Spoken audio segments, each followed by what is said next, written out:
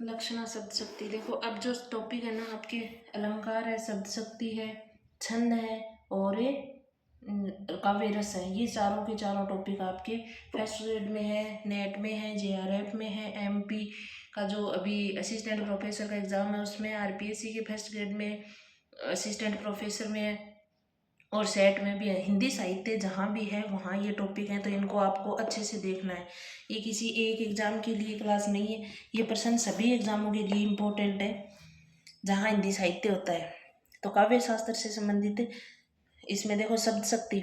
लक्षणा शब्द शक्ति का सही उदाहरण है झूमत मतवार जमकी बनवाली रस रूप, आगी बड़वागी ते बड़ी है आगी पेट की। तो लक्षणा शब्द शक्ति इसी में आगी बड़वागी ते बड़ी है आगी पेट की। फिर देखो, और इसमें भी कौन सी लक्षणा है, उपादान लक्षण शब्द शक्ति है। कौन सी, उपादान लक्षणा। फिर देखो लक्षणा शब्द शक्ति के संबंध में असंगत कथन है। असंगत कौन सा, मुख्यार्थ में बाधा होती है और मुख्यार्थ और लक्ष्यार्थ का संबंध होता है। साक्षात सांकेतिक अर्थ का प्रधानतापूर्वक उपयोग अभिधा में होता है, इसमें नहीं होता। अन्यार्थ का ग्रहित होना, अन्यार्थ इसमें ग्रहण किया जाता है। फिर अगला देखो, निम्नलिखित उदाहरणों में से अभिधा शब्द शक्ति वाला उदाहरण है प्रेमियों का प्रेम गीतांतित है, हार भी जिसमें परस्पर जीत है। तो इसी के अंदर आपको अभिधा शब्द शक्ति है, सीधा सीधा अर्थ लिया जा रहा है, फिर आगे देखने की आवश्यकता नहीं है। इनमें से कौन सा कथन है संगत है। हरिगीति का छंद में 16-12 मात्राओं पर यति होती है, इसमें 28 मात्राएं होती हैं। अंत में पहले तो क्या आता है, लघु आता है, फिर गुरु आता है, तो हरिगीतिका को ध्यान में रखना है। उलाला के प्रथम और तृतीय चरण में 13-13 मात्राएं होती है तथा द्वितीय और चतुर्थ चरण में 15-15 मात्राएं होती है। नहीं, ये गलत बात है, क्योंकि पहले और तीसरे के अंदर तो 15-15 मात्राएं होती है और दूसरे और चौथे में 13-13 मात्राएं होती है। उलाला छंद को आपको अच्छे से याद रखना है, यही मिस्टेक इसमें देता है। गीतिका में 16-12 पर यति होती है, सही बात है, क्योंकि गीतिका में 26 तो मात्राएं होती हैं टोटल, और इसमें 16-12 पर यति होती है, अंत में लघु गुरु होता है। रोला छंद में 11-13 पर यति होती है, तो रोला छंद में भी 11-13 पर यति होती है, ये बात भी सही है। फिर देखो, हे शरणदायिनी देवी तू करती सबका त्राण है, तू मातृभूमि संतान हम, तू जननी तू प्राण है। उक्त काव्य में कौन सा छंद है इसके अंदर, तो इसके अंदर उलाला छंद है। इसकी मात्राएं गिनोगे और वो करोगे तभी उलाला छंद आएगा। तो कौन सा छंद है, उलाला।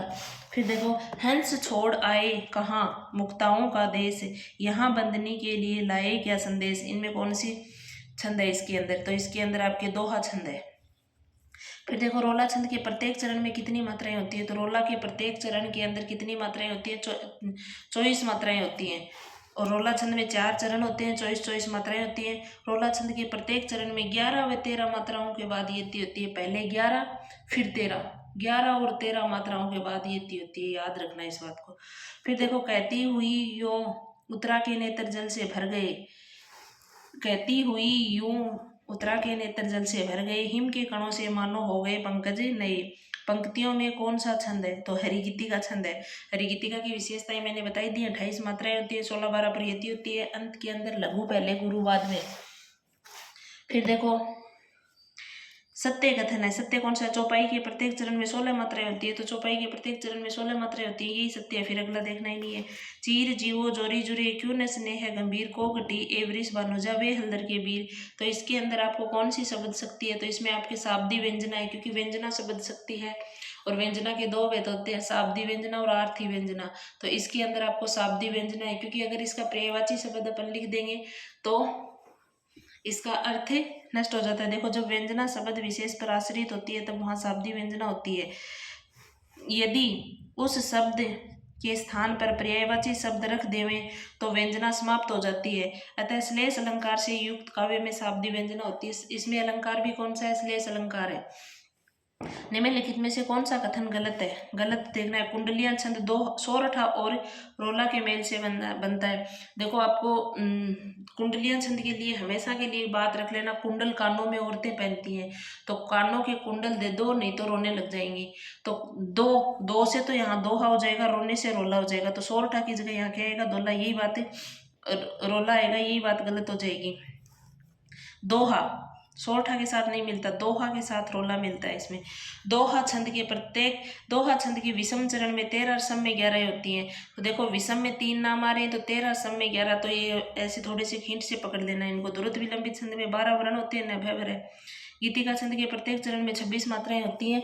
ये गीतिका है, गीतिका का तो मैंने आपको याद ही करवा दिया। देखो कुंडलियां छंद में 2, नहीं तो रोने लग जाएंगे, याद रख लेना इसको।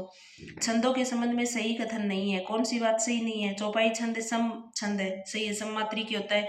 उलाला मात्रिक अर्ध सम है, उलाला मात्रिक अर्ध सम है, क्योंकि इसमें उलाला 2 छंदों से मिलके बनता है तो अर्धसम हो जाएगा। द्रुत विलंबित वर्णिक संवर्त छंद है, सही बात है। दोहा के विषम चरणों में 11 मात्राएं होती है। अभी अब आप पीछे पढ़ के आए हो कि दोहा के विषम 1 2 3 आ रहे हैं, तो विषम में कितनी कितनी मात्राएं होंगी? 13 मात्राएं होंगी। सम में होंगी 11, ये गलत हो गया। फिर देखो हरिगीतिका के संबंध में मैंने पहले याद करवा दिया, ये मात्रिक समछंद है, प्रत्येक चरण में 28 मात्राएं होती है, 16 12 परियति होती है। देखो ये गलत दे दिया ना, गुरु पहले दे दिया, लघु बाद में दे दिया, जबकि ये उल्टा होता है, गुरु लघु पहले होता है, गुरु बाद में होता है। लक्षणा शब्द शक्ति, लक्षणा शब्द शक्ति के संबंध में कौन सा कथन सही नहीं है? किसी शब्द का मुख्यार्थ बाधित होने पर अन्य अर्थ ग्रहण किया जाता है, सही बात है ये। इस अन्य अर्थ का संबंध मुख्य अर्थ से कोई संबंध नहीं होता, मुख्य अर्थ से सो संबंध होता ही है, ये बात गलत हो जाएगी। यह अन्य अर्थ किसी रूढ़ि के कारण ग्रहण किया जाता है, सही है, क्योंकि रूढ़ि लक्षणा में यही होता है। किसी प्रयोजन के आधार पर भी अन्य अर्थ ग्रहण किया जाता है, प्रयोजनवती लक्षणा में प्रयोजन के आधार पर ही ग्रहण करेंगे अपन ये अर्थ। फिर देखो निम्नलिखित पंक्तियों में व्यंजना शब्द शक्ति के संबंध में कौन सा कथन सही नहीं है? तो व्यंजना शब्द के मुख्यार्थ तथा लक्ष्यार्थ को पीछे छोड़ देती है, ये दोनों को ही पीछे छोड़ देती है, सही बात है। व्यंजना शब्द शक्ति में निष्पन्न अर्थ को व्यंग्यार्थ कहते हैं, सही है। व्यंग्यार्थ को ध्वन्यार्थ भी कहते हैं, सही बात है। व्यंजना शब्द शक्ति केवल शब्दों पर ही आधारित होती है, नहीं, शब्द और अर्थ दोनों पर होती है, क्योंकि शाब्दिक व्यंजना और अर्थी व्यंजना 2 भेद हैं उसके। रोला छंद के प्रत्येक चरण में क्रम से कितनी मात्राएं होती हैं? तो रोला को मैंने आपको अभी याद करवाया कि रोला छंद के प्रत्येक चरण में क्रम से 11 और 13 मात्राएं होती हैं रोला की, ठीक है ना। और दोहा का उल्टा ही तो रोला होता है। देखो सागर कुल मीन तरकत है, हुलसी हेत जन पीन, इस पंक्ति में कौन सी शब्द शक्ति है? तो कौन सी शब्द शक्ति है? व्यंजना शब्द शक्ति है। सागर कुल मीन तरकत है, तरफत है, हुलसी हेत जन पीन, इसमें व्यंजना शब्द शक्ति है। जब एक ही शब्द का कथन के संदर्भ के अनुसार अलग अलग अर्थ लिया जाता है तब व्यंजना शब्द शक्ति होती है। व्यंजना के प्रकार शाब्दिक व्यंजना और अर्थी व्यंजना। देखो भाई कि 4 बज गए, तो 4 बज गए, अब इस 4 बजने का हर आदमी अपने प्रसंग विशेष के अनुसार अर्थ ग्रहण करेगा। तो ऐसे ही इसमें जहाँ प्रसंग विशेष के अनुसार अर्थ ग्रहण करने लग जाते हैं वहाँ व्यंजना होती है। आगे देखो फिर, फूले फूले फिरते हैं आज हमारे ब्याऊ, तुलसी गाल बजाए के देत काठ में पाऊ। दोहे में कौन सी शब्द शक्ति है? तो इसमें कौन सी शब्द शक्ति है? गौणी लक्षणा है। कौन सी है? गौणी लक्षणा। देखो जब काव्य में किसी पद के अर्थ बोध में मुख्यार्थ में बाधा उत्पन्न हो जाए और सादृश्य या समान गुण धर्म के कारण लक्ष्यार्थ को जाना जाए वहां गौणी लक्षणा होती है, क्योंकि लक्ष्यार्थ जाना जा रहा है तब गौणी लक्षणा है। शुद्धा लक्षणा और गौणी लक्षणा भेद है इसकी। पावन पाए पखारी के नाव चढ़ाए हो, आए हो होत कहाँ है, तुलसी सुनी केवट के बरबेन, हंसे प्रभु जानकी और हाहा है। पंक्ति में शब्द शक्ति कौन सी है? शाब्दी व्यंजना है, क्योंकि व्यंजना का भेद है। कौन सी है? शाब्दी व्यंजना। शाब्दी व्यंजना में किसी शब्द के द्वारा व्यंग्यार्थ उत्पन्न होता है। अगली देखो, बैठी रही अति सघन बन, बैठी सदन तन माँ है, देखी दोपहरी जेठ की हा छांदो चाहती छाए। पंक्ति में शब्द शक्ति है, तो कौन सी? सीधा सीधा ही अर्थ लिया जा रहा है। जहाँ सीधा अर्थ होता है वहाँ अभिधा शब्द शक्ति होती है, क्योंकि अभिधा शब्द शक्ति में वक्ता के कथन का सीधा अर्थ ग्रहण किया जाता है। अगली देखो फिर, सुनीपन सकल भूप अभिलाषे, बटमानी अतिशय मनमासे, पारी कर बांधी उठे अकुलाई, चले इष्ट देव शीर नाई। चौपाई में किस चरण में मात्रा दोष है? तो देखो इसमें 16 आपको मात्राएं लगाओगे ना तब 16 मात्राएं आएंगी सब में। जिसमें 16 नहीं आई वहां नहीं है। देखो अब चतुर्थ में बता रहा है तो मात्राएं गिने, 1, इस पे 2 लगेंगी, 3, इसमें 2 4 5 6 7 8 9 10 11 12 13 14 और ये 15 मात्राएं आ गई, क्योंकि इसमें यादावरण है तो एक ही मात्रा आएगी। तो कितनी मात्राएं? 15। 16 मात्राएं होते ही कौन सा चरण सही हो जाता है। इसमें एक मात्रा कम है क्योंकि 15 ही मात्राएं हैं। लक्षणा शब्द शक्ति का उदाहरण नहीं है। लक्षणा का उदाहरण साक्षात सांकेतिक अर्थ है, क्योंकि लक्षणा में नहीं होता। ये साक्षात सांकेतिक अर्थ तो अभिधा में होता है। मुख्यार्थ में बाधा होती है, मुख्यार्थ और लक्ष्यार्थ का योग होता है। और रूढ़ि या प्रयोजन होता है। रूढ़ि लक्षणा या प्रयोजनवती लक्षणा लक्षणा के भेदी हैं। कनक कनकते सौगुनी मादकता अधिका या खाए बोराए जगवा पाए बोराए, इन पंक्तियों में किस शब्द शक्ति का प्रयोग हुआ है? तो कौन सी शब्द शक्ति? देखो कनक कनक में कनक एक सोना है, अर्थ एक धतूरा है, तो अलंकार तो कौन सा हो जाएगा? यमक अलंकार हो जाएगा। और यमक अलंकार जहाँ होता है वहाँ अभिधा शब्द शक्ति होती है, तो सीधा ही पढ़ाइए। साक्षात मुख्यार्थ या लोक प्रसिद्ध अर्थ देने वाली शब्द शक्ति को अभिधा शब्द शक्ति कहते हैं। रूढ़ि के आधार पर लक्ष्यार्थ ग्रहण करने पर रूढ़ि लक्षणा शब्द शक्ति होती है। प्रयोजन की सिद्धि के लिए लक्ष्यार्थ ग्रहण करना प्रयोजनवती लक्षणा कहलाती है। अगला देखो फिर, संघन कुंज छाया सुखद शीतल मंद समीर मन हवे जात अजो वहे यमुना के तीर, पंक्ति में शब्द शक्ति है। तो कौन सी शब्द शक्ति है? देखो इतना तो आपको पता चली गया कि है तो व्यंजना, तो व्यंजना में कौन सी है? आर्थी व्यंजना है, शाब्दी व्यंजना, तो इसमें आर्थी व्यंजना है, क्योंकि अर्थ के आधार पर जब किसी पद में व्यंजना का प्रभाव शब्द पर निर्भर नहीं होकर अर्थ पर निर्भर होता है, वहाँ आर्थी व्यंजना होती है। देखो पीछे अपन ने 2 पढ़ा था, वहाँ शब्दों के हिसाब से व्यंजना हो रही थी, तो वहाँ शाब्दी व्यंजना हो गई। यहाँ किससे हो रहा है? अर्थ से हो रहा है। कौन सा कथन असंगत है या असत्य है? इसमें एक बात गलत है, वो देखनी है कौन सी है। चौपाई के प्रत्येक चरण में 16 मात्राएं होती है, सही बात है। द्रुत विलंबित के प्रत्येक चरण में 12 वर्ण होते हैं, सही बात है। दोहा के सम चरणों में 13 और विषम में 11 होती हैं। देख लो उल्टा हो गया है, क्योंकि 1 2 3 के साथ में 3 आएगा, तो यही बात गलत हो गई। हरिगीतिका के प्रत्येक चरण में 28 मात्राएं होती हैं। तो ये दोहा वाला तो याद ही कर लो आप, क्यों कि इसके अंदर आपको विषम में 3 नाम आते हैं, तो 3 जहां पर होगा वो 3 के साथ में मिलान करना है, क्योंकि रटोगे तब भूल जाओगे, और ऐसे हिंट से याद करके छोड़ दोगे तो पेपर में जब देखोगे तब तुरंत ऐसे देखते ही हो जाएगा आपका। इस तन का दीवा करो बाती में लो जीव लोही खींचे तेल ज्यों तब मुख देखो पीव, प्रस्तुत उदाहरण किस छंद का है? तो इसमें कौन सा है? दोहा छंद है, ये दोहा ही है। किस छंद के प्रत्येक चरण में 24 मात्राएं और 11 और 13 मात्राओं पर यति होती है? तो रोला के अंदर होती है। रोला के प्रत्येक चरण में कितनी होती है? दोहा का उल्टा रोला होता है, तो इसमें देखो उसमें 13 होती है, 11 पे होती है दोहा में, इसमें उल्टा हो जाएगा, तो उल्टा करके देख लेना।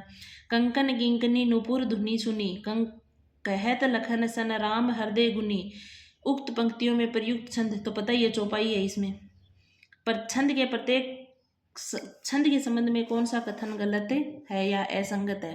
तो देखो द्रुत विलंबित छंद के प्रत्येक चरण में 12 वर्ण होते हैं। दोहा के विषम चरणों में 13 मात्राएं होती है। अब की बार सही बात आई है भाई, क्योंकि दोहा के देख लो कितनी मात्राएं होती हैं, 20 है, मैं 3 है, 3 के साथ 3 है। सवैया वर्णिक छंद है। हरि गीतिका के प्रत्येक चरण में 26 होती हैं, जबकि गीतिका के होती हैं 26, तो हरि गीतिका के तो 28 होती हैं, तो ये गलत हो जाएगा। फिर देखो अगला, शब्द शक्ति के संदर्भ में कौन सा कथन गलत है? अब देखो जब लक्ष्यार्थ में वाच्यार्थ सम्मिलित रहता है तब लक्षणा शब्द शक्ति होती है। अरे जब लक्ष्यार्थ में वाच्यार्थ रहेगा तब कहाँ लक्षणा कब कैसे होगी उसमें? तो यही गलत हो जाएगा। देखो अगला देखो, जहाँ शब्द बदल देने पर भी व्यंग्यार्थ निकलता हो वहाँ आर्थी व्यंजना होती है। यानी शब्द बदलते ही व्यंग्यार्थ निकले, व्यंग्यार्थ बना रहे, तो वहाँ आर्थी होती है, क्योंकि अर्थ के आधार पे बात आ गई है यहाँ पे। फिर देखो, योग रूढ़ शब्द उसे कहते हैं जिसकी उत्पत्ति होती है पर जिसका अर्थ व्युत्पत्ति जन्य अनेक अर्थों में से केवल एक तक ही सीमित हो जाता है। ये बात भी सही है। जो व्यंग्यार्थ प्रकट करे उसे व्यंजक शब्द कहते हैं। व्यंग्यार्थ प्रकट करने वाले शब्द को व्यंजक शब्द कहते हैं। तो देखो जब वाक्य में अर्थ लिया जाता है तब वाच्यार्थ को पूर्ण रूप से छोड़ दिया जाता है और केवल लक्ष्यार्थ ही ग्रहण किया जाता है। इसलिए जहत स्वार्थ लक्षणावर्ती भी कहा जाता है, क्योंकि लक्षणा होती है ना वहाँ पर। मात्रिक समछंद नहीं है, मात्रिक तो चौपाई तो आपका मात्रिक है, गीतिका आपका मात्रिक है, हरिगीतिका भी मात्रिक है, लेकिन समछंद सम है, क्योंकि चौपाई में 16 होती है, इसमें 26 होती है, इसमें 28 होती है, सम ही सम है, उलाला भी सम है, क्योंकि ये 2 छंदों से मिलकर बनता है। दोहा छंद का उदाहरण नहीं है। दोहा छंद का देखो, उत्तम मध्यम नीच गति, पाहन सिकता पानी, प्रीति परीक्षा तिहुन की, बेर बीती क्रम जानी, ये दोहा है। सीता जू रघुनाथ को, अमल कमल की माल, परिहाराई जनु सबरन की, हृदय वली भूपाल, इसमें भी दोहा है। हिम्मत कीमत होय के, बिन हिम्मत कीमत नहीं, करे न आदर कोय, रद का गज्जू राजिया, राजिया ने सोरठा लिखा था भाई, ये सोरठा आ गया। फिर देखो, विरह महानल विकल हिये, पिए पिए कहीं बिल खई, आए हूँ पिए के निकट, जिए पहचानी नाही, इसमें भी दोहा है।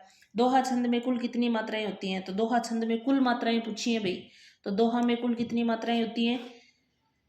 48। किस छंद के प्रत्येक चरण में 5वीं 12वीं कौन कौन सी? देखो 5वीं 12वीं 19वीं 26वीं मात्रा गुरु होती है, बड़ी होती है, हरिगीतिका में होती है भाई ये। 5वीं याद रखना, 12वीं 19वीं 26वीं, ऐसे कथनों में पूछ सकता है अलग से भी। रोला छंद, रोला छंद कैसा होता है? मात्रिक सम एक वर्णिक है। देखो आपको पता ही है, रोला दोहा का उल्टा रोला होता है, तो मात्रिक ही है, सम ही रहेगा ये। किस छंद में विषम चरणों में 15-15 और सम में 13-13 मात्राएं होती हैं? तो अभी आपको बताया कि विषम में एक में गलत किया था ना अपन ने, उलाला वाला, तो विषम में 15-15 और सम में 13-13। हम कौन थे, क्या हो गए हैं और क्या होंगे अभी, इसमें कौन सा है? हरिगीतिका। हे प्रभु आनंददाता ज्ञान हमको दीजिए, शीघ्र सारे दुर्गुणों को दूर हमसे कीजिए, लीजिए हमको शरण में, ये पूरा दोहा इसमें कौन सा है? गीतिका छंद है, प्रभु के गीत है, ऐसे याद कर लेना गीतिका। हम खेले कूदे हर्ष युक्त जिसकी प्यारी गोद में, हे मातृभूमि तुझको निरख मगन क्यों न हो मोद में, तो इसमें कौन सा है? उलाला छंद है। उलाला में मैंने बताया विषम में 15-15 और सम में 13-13 मात्राएं होती हैं। फिर देखो, करते अभिषेक प्योद है बलिहारी इस वेश की, हे मातृभूमि तू सत्य ही से गुण मूर्ति सर्वेश की, इसमें भी उलाला ही छंद है। नीलांबर परिधान हरित पट पर सुंदर है, सूर्य चंद्र युग मुकुल मेखला रत्नाकर है, इसमें रोला छंद है। किस विकल्प में चौपाई छंद का सही प्रयोग नहीं हुआ है? चौपाई का, जय हनुमान ज्ञान गुण सागर, हनु नू बड़ा होते ही मात्रा एक ज्यादा हो गई, 17 हो जाएंगी, तो इसमें ही गलत है।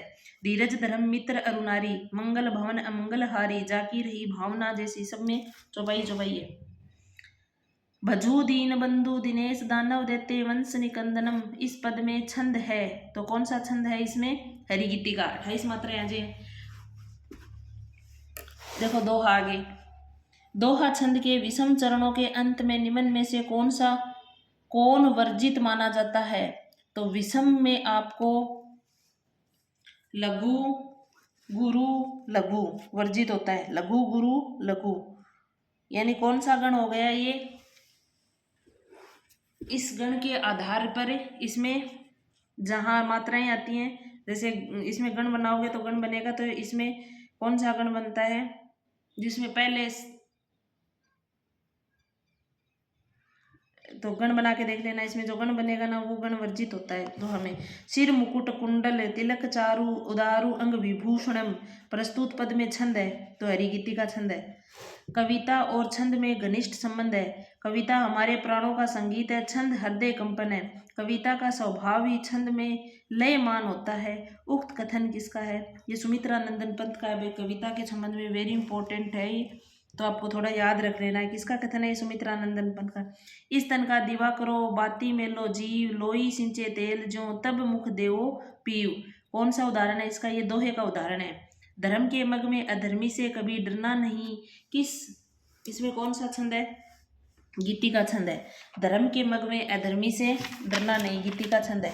अब देखो आपके छंदों से संबंधित जितने भी महत्वपूर्ण क्वेश्चन थे, इनसे बाहर एक भी क्वेश्चन नहीं आएगा, देख लेना आप। इतने करने आ जाएंगे ना आपको, तो उसके हिसाब से आप फिर ऑप्शन से भी अपना पेपर कर सकते हो अच्छे से। अगला है अलंकार।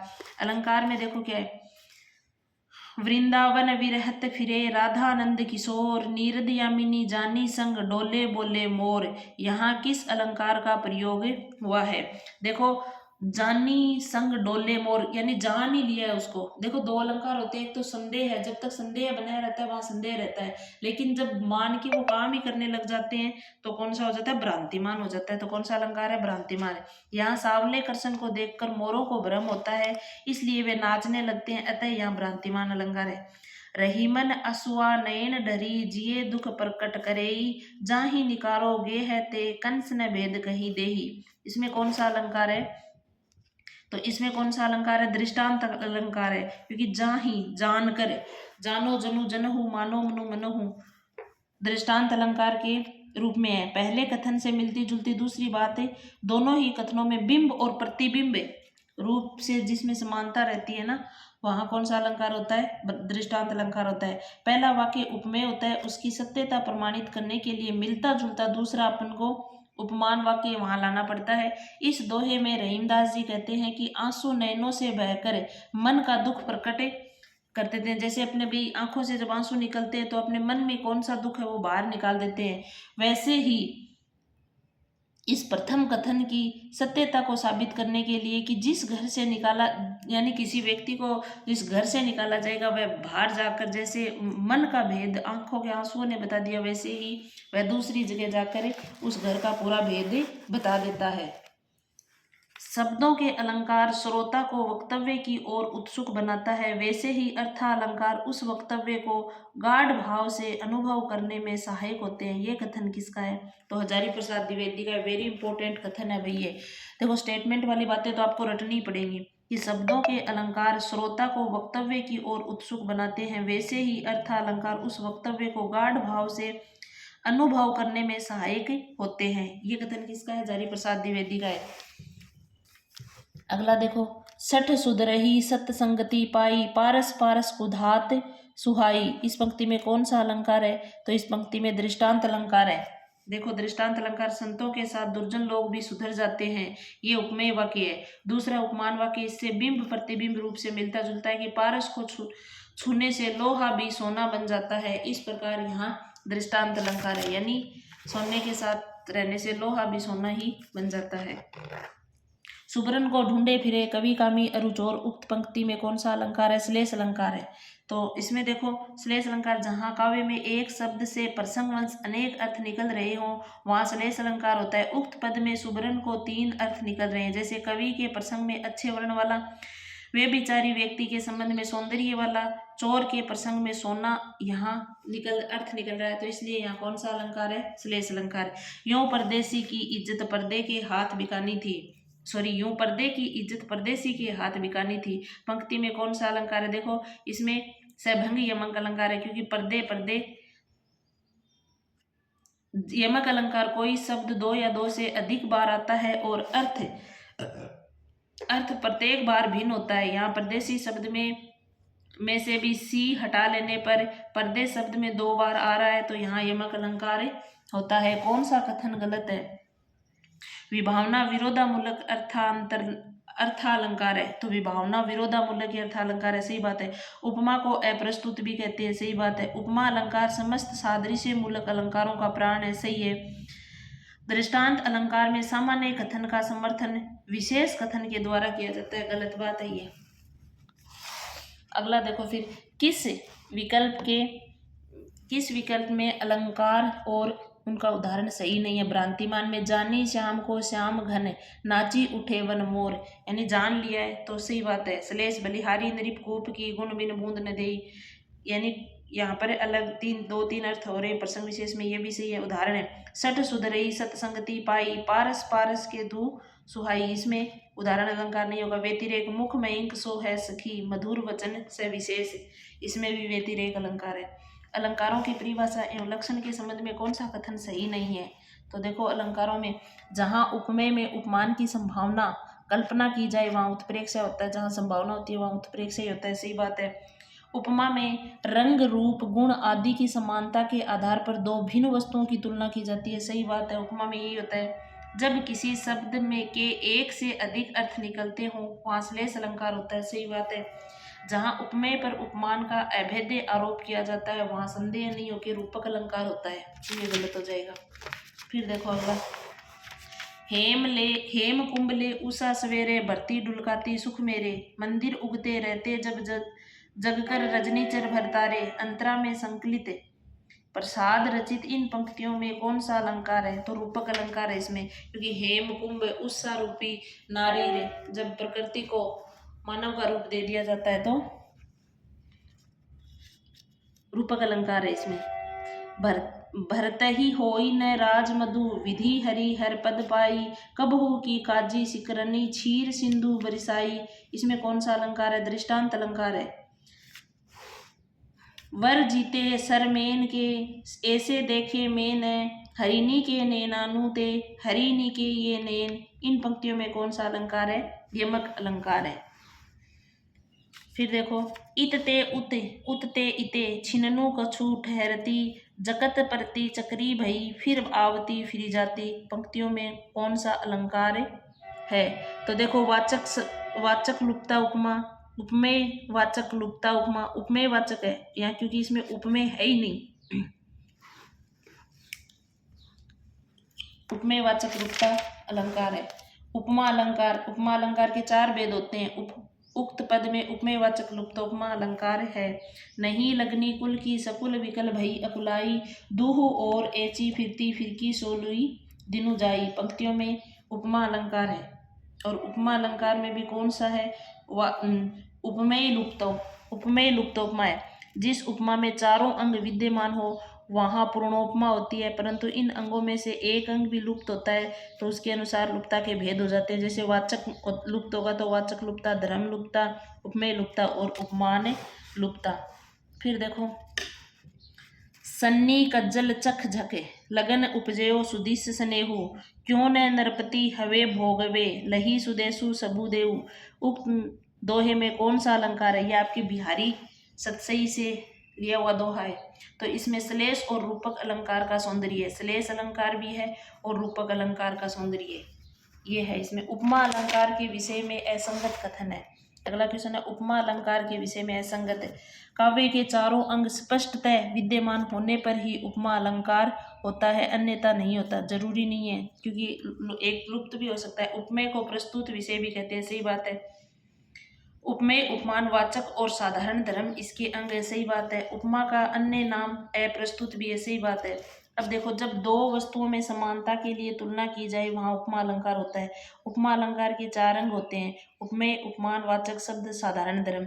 इनमें से चारों अंग मौजूद होने पर पूर्णोपमा एवं किसी भी अंग की अनुपस्थिति होने पर उसी के नाम पर उपमा का नाम होता है। जैसे उपमेय लुप्त होने पर उपमेय लुप्ता। इसी प्रकार हम कह सकते हैं कि यदि उपमा का एक अंग मौजूद हो तो भी उपमा अलंकार की सृष्टि हो जाती है। अगला देखो, पाई महावर देन को, नाइन बैठी आई, फिरी फिरी जानी महावरी, एड़ी विड़ती जाई। इनमें कौन सा अलंकार है? तो इसमें भ्रांतिमान अलंकार है, क्योंकि उनकी एड़ियों को देखकर भ्रम उत्पन्न हो गया। जहाँ भ्रम उत्पन्न हो जाता है वहाँ भ्रांतिमान अलंकार होता है। अगला देखो, अलंकार के संबंध में असंगत कथन है। वर्णनीय रस की अनुकूलता के अनुसार वर्णों का बार बार व पास पास प्रयोग होने पर अनुप्रास अलंकार होता है, सही बात है। सार्थक अथवा निरर्थक भिन्न अर्थ वाले वर्ण समुदाय की क्रम से आवर्ती को यमक कहते हैं, सही बात है। उपमेय व उपमान में भिन्नता के होने पर भी साम्य स्थापना को उपमा कहते हैं, सही बात है। वक्ता द्वारा अन्य अभिप्राय से, कवित्व वाक्य से जब श्रोता अन्य अर्थ कल्पित करे तो वहाँ संदेह अलंकार होता है, यही बात गलत है। पागल सी प्रभु के साथ सभा चिल्लाई, 100 बार धन्य वह एक लाल की माई। उक्त पंक्ति में कौन सी उक्त पंक्ति में उपमेय है, यानी इसमें उपमेय पूछा है कौन है। तो पागल सी प्रभु के साथ सभा चिल्लाई, चिल्लाने का काम कौन कर रही है? सभा। तो इसमें उपमेय भी कौन हो जाएगा? सभा ही हो जाएगा। किस विकल्प में अलंकार और तत्संबंधी उदाहरण सुमेलित नहीं है, यानी सही नहीं है? श्लेष। श्लेष में देखो, जलने को ही स्नेह बना, उठने को ही वास बना, तो ये बात सही है। रूपक, अंबर पनघट में डुबो रही तारा कटुसा नागरी, सही है। उत्प्रेक्षा, फिरित विपिन नृप देखी बराहु, जनु बन दुरेहु, शशि ही ग्रसित राहु। इसमें उत्प्रेक्षा है। मानो मनु मनु, जानो जनु जनु में उत्प्रेक्षा अलंकार होता है। भ्रांतिमान, कहि स प्रेम एक पक्षी पाही, राम लखन सखी होई कि नाही। होया कि नहीं हुआ, अभी संदेह ही बना हुआ, इसमें भ्रांति हुई नहीं है। आगे देखो, बेस मोती दूती झलक परी, अधर पर आनी, पट पहुँचती चुनो समुझी, नारी निपट अयानी। प्रस्तुत पंक्तियों में कौन सा अलंकार है? तो इसमें भ्रांति हो चुकी है, क्योंकि वो समझ के वो काम करने लग गई है। निकी पे फीकी लगे बिन अवसर की बात, जैसे वर्णन युद्ध में नहीं सिंगार सुहात, पंक्तियों में कौन सा अलंकार है? उदाहरण अलंकार है। अगला देखो फिर, निम्न में से उपमा अलंकार किस पंक्ति में है? कौन सी में? हंसने लगे तब हरि आहा पूर्णेंदु सा मुख खिल गया, तो इसमें ही कौन सा अलंकार है? उपमा अलंकार है। कौन सा कथन सही नहीं है? तो जहां उपमेय की उपमान से तुलना की जाए वहां उपमा अलंकार होता है, सही बात है। उपमेय को प्रस्तुत और उपमान को अप्रस्तुत भी कहते हैं, सही बात है। फिर है, जहां प्रस्तुत पर अप्रस्तुत का अभेद्य आरोप किया जाता है वहां रूपक होता है, सही है।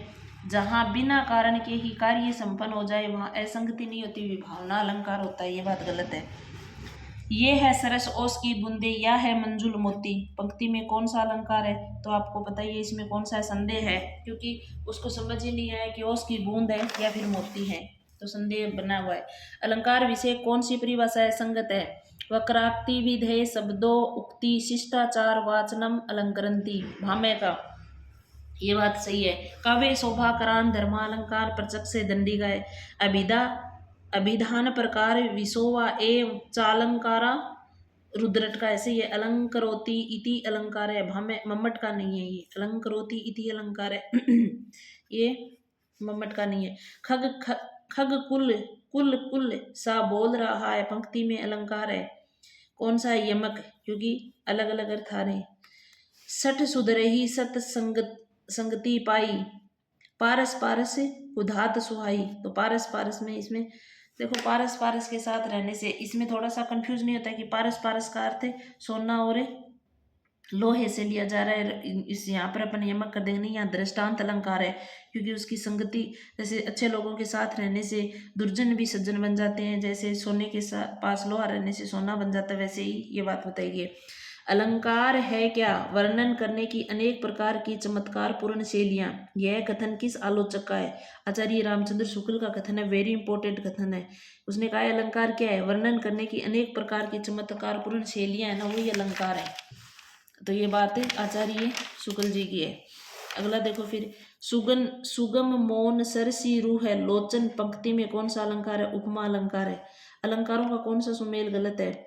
बढ़त ताड़ को पेड़, ये चुम्बन को आकाश, यानी फल की प्राप्ति के लिए वो पेड़ ऐसे बढ़ रहा है जैसे आकाश को छूना चाहता है, तो ये सही है। अंबर पनघट में डुबो रही तारा कटुसा नागरी, सांग रूपक अलंकार है, सही है।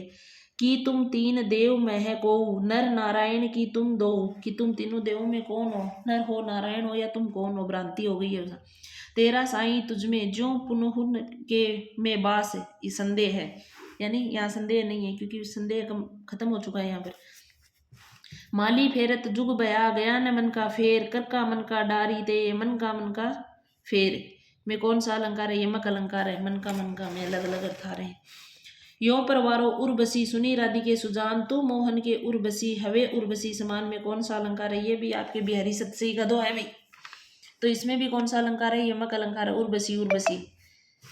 फिर देखो, बर जीते सर मेन कामदेव, मेन यानी कामदेव के ऐसे देखने में हरिणी के नैनन ते, हरिणी के अच्छे, निके यानी अच्छे, ये नैन में कौन सा अलंकार है? यमक अलंकार है। मूरत मधुर मनोहर देखी, भयउ विदेह जनक विदेही, इसमें भी कौन सा अलंकार है? यमक अलंकार है। जनक वाटिका में जब राजा जनक ने राम का मोहक चेहरा देखा तो विदेह यानी अर्थात देह रहित, यानी संज्ञा शून्य हो गए थे वो। आयो सखी सावन बिरह सर सावन, लग्यो है बरसावन सलिल चहु ओर ते, पंक्ति में कौन सा अलंकार है? यमक अलंकार है, बरसावन सावन है। अगला देखो फिर, जहां वर्णित यानी प्रस्तुत वस्तु की उसके किसी विशेष गुण क्रिया स्वभाव आदि की समानता के आधार पर किसी अन्य अप्रस्तुत वस्तु से समानता स्थापित की जाए वहां कौन सा अलंकार होता है? वहां उपमा अलंकार होता है। किस अलंकार को अर्थालंकारों का मूलाधार समझा जाता है? उपमा को समझा जाता है भाई मूलाधार।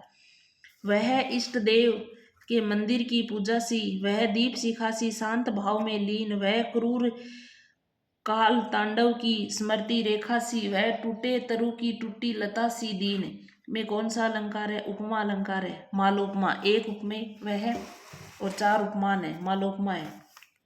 सौंदर्य अलंकार है, उक्ति किस आचार्य की? वामन की। सौंदर्य अलंकार है किसकी? वामन की है। अलंकार है क्या?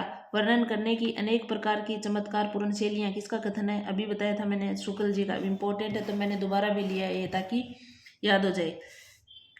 फिर देखो, जो रहीम गति दीप की, कुल कपुत गति सोए, बारे उजियारो करे, बटे अंधेरो होए। यहाँ कौन सा अलंकार है? श्लेष अलंकार। फिर देखो, मेरी भव बाधा हरो, राधा नागरी सोए, जहाँ तन की झाई परे, श्याम हरि तुति होए। पंक्ति में कौन सा अलंकार है? ये भी बिहारी सतसई का है, इसमें भी श्लेष अलंकार है। क्योंकि श्याम के कर्षण अर्थ होता है पाप, काला या नीला अर्थ होता है, हरित दुति प्रसन्न मुद्रा, हर लिए जाने के कारण, हरे रंग के कारण, तीन तीन अर्थ हो रहे हैं यहाँ पर। जहाँ उपमेय और उपमान संबंधी दो वाक्यों में साधारण धर्म अलग अलग होने पर भी, जैसे ज्यों, जिमी आदि वाचक शब्दों द्वारा समता स्थापित की जाए, वहां कौन सा अलंकार होता है? उदाहरण अलंकार होता है। देखो, जिमी, ज्यों, जैसे, उदाहरण अलंकार की थोड़ी सी अलग पहचान है। बूंद अगात सहेगी, जैसे, खल, खल यानी दुष्ट के वचन संत सह, जैसे। पंक्ति में कौन सा अलंकार है? तो श्लेष अलंकार है, बूंद के अर्थ में लिया गया। ओसर बीते जतन को, करीबे नहीं अभिराम यानी अच्छा, जैसे पानी बह गए, सेतु बंद पाल बांधना यही काम। यहाँ कौन सा अलंकार है? उदाहरण अलंकार है, अभी आया ना, जैसे ऊपर। तेरा साई तुझ में ज्यों पुनहु पुष्प में बासी, कस्तूरी का मिर्ग ज्यों फिरी फिरे ढूंढे घास में कौन सा अलंकार है? उदाहरण अलंकार है, जिन ज्यों आ गया ना वापस से। जहाँ गुण की अत्यंत समानता दर्शाने के लिए उपमेय और उपमान को अभिन्न अर्थात एक कर दिया जाए, दूसरे शब्दों में उपमान को उपमेय में पर आरोपित कर दिया जाए, वहाँ कौन सा अलंकार होता है? वहाँ रूपक अलंकार होता है। रूपक अलंकार में वाचक शब्द नहीं होता है। जलता है ये जीवन पतंग, पंक्ति में कौन सा अलंकार है? रूपक अलंकार है। जलता है ये जीवन पतंग, जीवन रूपी पतंगा। जहाँ जीवन उपमेय और पतंगा क्रीड़ा उपमान है, परंतु जीवन उपमेय पर पतंगा उपमान का आरोप कर दिया गया है, इसलिए यहाँ रूपक अलंकार है। रूपक के भेद, राम राम, रूपक के दो अन्य उदाहरण है जो इंपॉर्टेंट है। एक, राम घनश्याम हित चातक तुलसीदास। दूसरा है, संसार की समरस्थली में धीरता धारण करो, पायो ली मैंने राम रतन धन पायो, राम रूपी रतन धन। रामचरित सरस बिनु अन्न हवाए, सो श्रम जाय न कोटि उपाय। पंक्ति में कौन सा अलंकार है? रूपक अलंकार है। केंधो ऋतुराज काज अवनी, ऊ सांस लेते, किंदो ये ग्रीष्म की भीषण लुआर है। पंक्ति में से कौन सा है? किंधो, धो, ये मतलब संदेह बना हुआ है तो संदेह अलंकार है। अत्यंत सादृश्य के कारण उपमान में उपमेय की निश्चितता भ्रांति होने पर कौन सा अलंकार है? भ्रांति होगी तो भ्रांतिमान ही होगा भाई। पाए महावर देन को, नाइन बैठी आए, फिरी फिरी जानी महावरी, एड़ी भिड़ती जाए। पंक्ति में कौन सा अलंकार है? भ्रांतिमान अलंकार है। ये आपके अलंकारों से संबंधित जितने भी महत्वपूर्ण क्वेश्चन है वो सारे मैंने करवा दिए। अब आपके बचा है काव्य के गुण। काव्य गुण, काव्य रस और स्थायी भाव और विभाव, अनुभाव, संचारी भाव और विभिन्न रसों के लक्षण और उदाहरण, ये बचे हैं। इसमें देखो, मन के चंचल विकारों को कहते हैं, मन के जो चंचल विकार होते हैं, मन के जो चंचल विकारों को क्या कहते हैं? संचारी भाव कहते हैं। ऐसे भाव जो कुछ समय के लिए प्रदर्शित होते हैं और फिर तुरंत लुप्त हो जाते हैं, संचरण करने के कारण ही संचारी भाव कहते हैं। संचारी भावों की संख्या कितनी होती है? 33 होती है। संचारी भावों की संख्या 33 होती है और इसीलिए ये संचारी भाव 33 होने के कारण इनके नाम जरूर आपको याद रखने हैं। रस के संदर्भ में हृदय की मुक्तावस्था की संकीर्णता से मुक्त अनुभव कहने वाले विद्वान हैं तो आचार्य रामचंद्र शुक्ल। ये रस के संदर्भ में वेरी इंपॉर्टेंट, हृदय की मुक्तावस्था रस के संदर्भ में शुक्ल ने ही कही थी। उद्दीपन किसे कहते हैं? देखो, उद्दीपन की परिभाषा, विषय की बाहरी चेष्टाओं को उद्दीपन कहते हैं। जो यानी बाहर की जो चेष्टाएं होती है ना, चेष्टाएं उद्दीपन होती हैं। देखो, वक्ता या श्रोता के हृदय में स्थित स्थायी भावों को जागृत करने वाले कारण विभाव कहलाते हैं। यानी जो कारण होते हैं ना, स्थायी भाव जागृत करते हैं, वो तो क्या कहलाते हैं? विभाव कहलाते हैं। और उद्दीपन होते हैं बाहरी चेष्टाएं। फिर देखो, विभाव दो प्रकार के होते हैं। अब ये विभाव कितने प्रकार के? दो। एक आलंबन विभाव होता है, एक उद्दीपन विभाव होता है। फिर देखो, आलंबन विभाव भी दो प्रकार के होते हैं। आलम्बन विभाव दो प्रकार के होते हैं, एक तो विषय होता है, एक आश्रय होता है। जिसके कारण रस की उत्पत्ति होती है वो तो विषय होता है, यानी कोई कारण होता है जिससे अपने रस उत्पन्न होता है, और जिसके हृदय में रस की उत्पत्ति होती है वो आश्रय होता है। स्थायी भाव को जागृत करने वाले प्राकृतिक क्रियाकलाप उद्दीपन विभाव कहलाते हैं। और उद्दीपन कौन से होते हैं? बाहर के, यानी प्राकृतिक जो कारण आते हैं ना वो क्या होंगे? उद्दीपन होंगे। फिर देखो रस के निर्वैयक्तिक होने का अर्थ क्या है? वह व्यक्ति की संकीर्ण सीमाओं से परे होता है। रस हमेशा निर्वैयक्तिक होता है क्योंकि वह जो व्यक्ति की संकीर्ण सीमाएं होती है ना उसकी सोच, उससे परे होता है रस। फिर देखो समूचा भारतीय काव्य साहित्य रस को प्रत्यक्ष करने का प्रयत्न है, उक्त कथन किसका है? तो ये कथन आचार्य हजारी प्रसाद द्विवेदी जी का है। देखो एक कथन आपके अभी रस के संबंधित, रस की मुक्तावस्था, तो ये किसका आया है? आपकी शुक्ल जी का आया है। एक आपकी अभी जो हृदय की मुक्तावस्था, ये शुक्ल जी का है। ये देखो समूचा भारतीय काव्य साहित्य रस को प्रत्यक्ष करने का प्रयत्न है, प्रत्यक्ष में लाने का काम किसने किया था? हजारी प्रसाद द्विवेदी ने। और थोड़ा सा हिंट से याद करोगे क्योंकि आचार्य हजारी प्रसाद द्विवेदी के सबसे बड़े आलोचक है, सॉरी शुक्ल जी के आलोचक हजारी प्रसाद द्विवेदी जी हुए हैं। तो फिर देखो राजस्थान का पहला समाचार पत्र, राजस्थान का पूछा है, देखो मज हरूर सरूर है, मज हरूर सरूर राजस्थान का पहला समाचार पत्र है, इंपॉर्टेंट था तो मैंने साथ में आपको बता दिया है। फिर देखो सुख दुख के मधुर मिलन से यह जीवन हो परिपूर्ण, फिर घन के ओंझल हो कि शशि, फिर शशि से ओंझल हो घन। इन पंक्तियों में कौन सा काव्य गुण है? तो कौन सा काव्य गुण है? यहाँ पर प्रसाद काव्य गुण है। प्रसाद देखो गुण तीन होते हैं, माधुर्य गुण, प्रसाद गुण, ओज गुण। तो इन तीनों गुणों में से यहाँ कौन सा है? प्रसाद। तो देखो उक्त पंक्तियों में प्रसाद गुण है। जिस काव्य का अर्थ सहज भाव यानी अनायास ही हृदय में समा जाए उसे प्रसाद गुण युक्त रचना कहते हैं। आचार्य मम्मट ने लिखा है कि सूखे ईंधन में अग्नि के समान या स्वच्छ वस्त्र में जल के समान जो हृदय में अनायास ही व्याप्त हो जाए उस काव्य रचना में प्रसाद गुण होता है। तो आपके प्रसाद गुण से संबंधित है, ये बात याद रखनी है। रौद्र रस का स्थायी भाव होता है, रौद्र रस का स्थायी भाव क्रोध होता है। रसों के सामने लिखे उनके स्थायी भाव में गलत कौन सा है? देखो करुण का शोक होता है, शांत का सम होता है, श्रृंगार का रति होता है, हास्य का हास होता है, विस्मय नहीं होता, तो ये गलत हो जाएगा। फिर देखो हिमांद्री तुंग तुंग श्रृंग से प्रबुद्ध शुद्ध भारती, स्वयं प्रभा समुज्वला सस्व स्वतंत्रता पुकारती, अमरते वीर पुत्र हो दृढ़ प्रतिज्ञा सोच लो, प्रशस्त पुण्य पथ है बढ़े चलो बढ़े चलो। काव्यांश में कौन सा गुण है? तो कौन सा गुण है? ओज गुण है।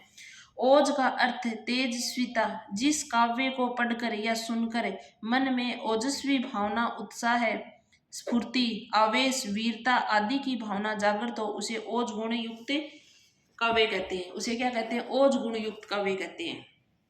तो आपको दूसरा गुण याद हो गया, ओज गुण। प्रसाद गुण पहले हो गया, ओज गुण अब याद हो गया। तो ओज में देखो क्या होता है? ओज का अर्थ होता है तेजस्विता। सीधा भी पूछ सकते हैं, जिस काव्य को पढ़कर आप या सुनकर आप में उत्साह आ जाए, स्फूर्ति आ जाए, आवेश आ जाए, वीरता के भाव आ जाए, उसमें ओज गुण होता है। प्रसाद गुण का उदाहरण नहीं है। प्रसाद गुण का कौन सा उदाहरण नहीं है? विनती सुन लो हे प्रभु, हम सब बालक है नादान, विद्या बुद्धि नहीं कुछ पास, हमें बना लो अपना दास।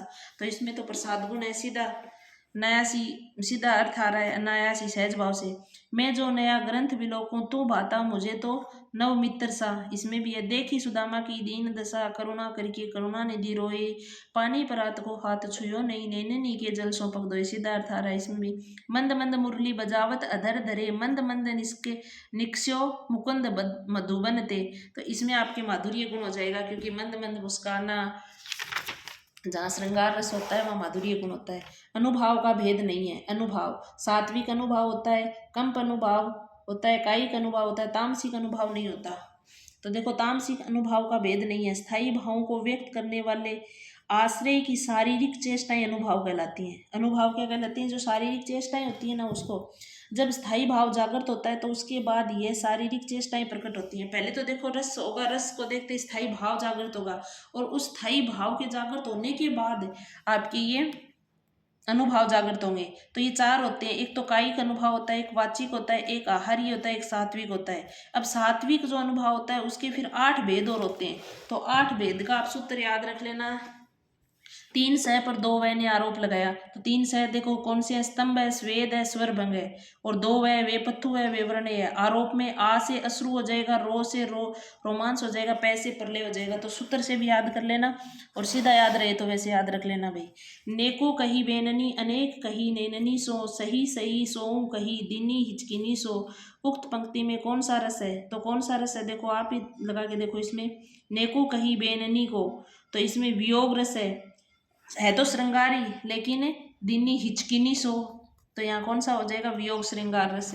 श्रृंगार के भी दो वेद होते हैं, एक संयोग श्रृंगार यानी नायक नायिका जब पास पास होते हैं तो संयोग श्रृंगार होता है, नायक नायिका जब दूर होते हैं तो वियोग श्रृंगार होता है। माधुर्य गुण के संबंध में कौन सा कथन है, अब देखो माधुर्य गुण, तीनों गुण आ गए आपके। नए को छोड़कर शेष पंचम वर्णों का प्रयोग, नए को छोड़कर शेष पंचम वर्णों का प्रयोग माधुर्य गुण में होता है। समास रहितता होती है, कोमल मधुर वर्णों से युक्त रचना होती है। विभत्स रस से संबंधित, विभत्स रस इसमें नहीं होता भाई, ये गलत हो जाएगा, क्योंकि श्रृंगार रस के ये सॉरी माधुर्य गुण के अंदर आपको तीन ही रस याद रखने हैं, एक तो श्रृंगार होगा, एक शांत होगा, एक करुण होगा, तभी मधुरता आएगी।